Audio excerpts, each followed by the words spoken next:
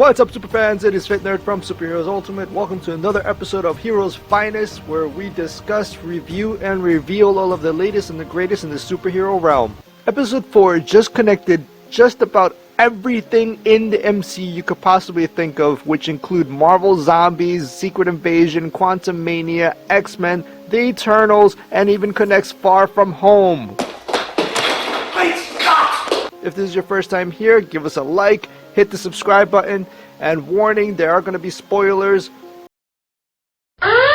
Without further ado, let's dive in. Episode 4 just dropped a bunch of answers while giving us triple the amount of questions. We begin the episode with Monica Rambeau directly connecting with the events that happen in Endgame when Hulk snaps everyone back from the blip.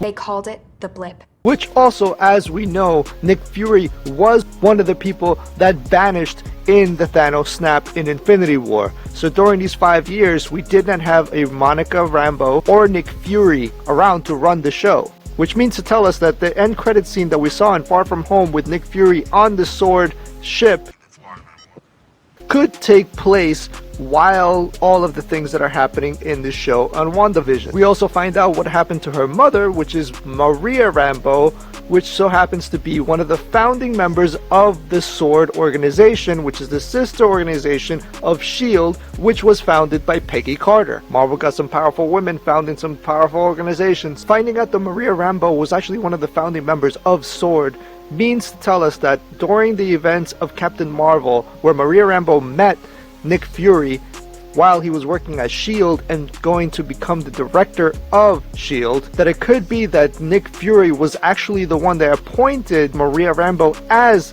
the director of Sword. We also find out that Maria Rambeau has passed away due to cancer 2 years after the events that happened in Infinity War, which means that after everyone was brought back after the Hulk snap, when Nick Fury came back, there was no one to be the director of the Sword program since Maria Rambeau passed away, which means this was the reason why he was on the ship managing everything. Everybody back to work! And when Nick Fury took over Sword, he had discovered that the Skrulls, or bad Skrulls, have actually already invaded, which hints out the events that are going to happen within the Secret Invasion. Come on, Fred. How was I supposed to know that the whole thing was fake? I mean, that was all very, very convincing. Then we get reintroduced to Jimmy Woo, which we last saw in Ant-Man and the Wasp. It looks like he finally got that card trick down. How'd you do it, Scott? Do what? The card trick. Can you knock? James E. Woo, FBI.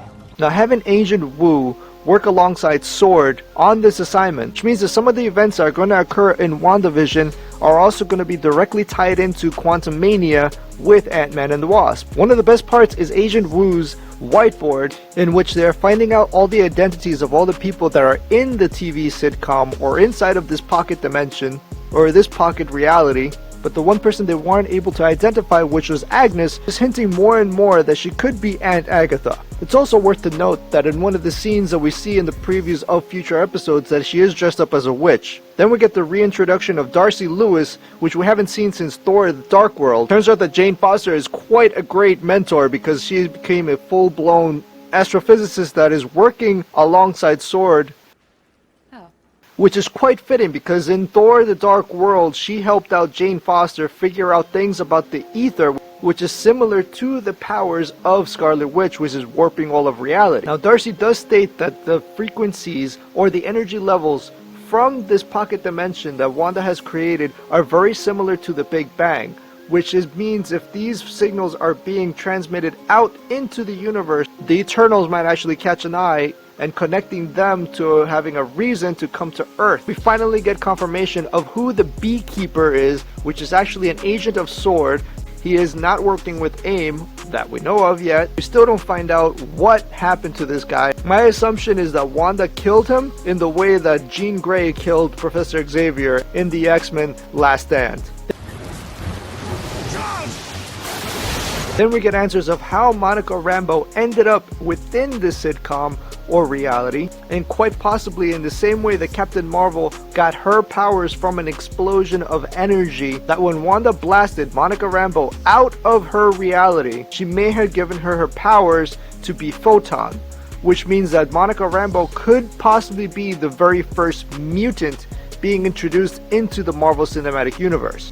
Not only that, but we also get evidence that she is losing control of keeping this reality intact, which is when we get this really eerie, creepy scene of seeing the dead corpse of Vision in zombie form, which means he's possibly walking around as a zombie, only energized and brought to life because of Wanda Maximoff's powers, which would be extremely creepy since she already had sex on the show with Vision. And if that's actually how he actually looks like, then technically we've just brought in some necrophilia into the MCU, which would be dark as hell, and that would be a total twist, and I am totally cool with it. So dark?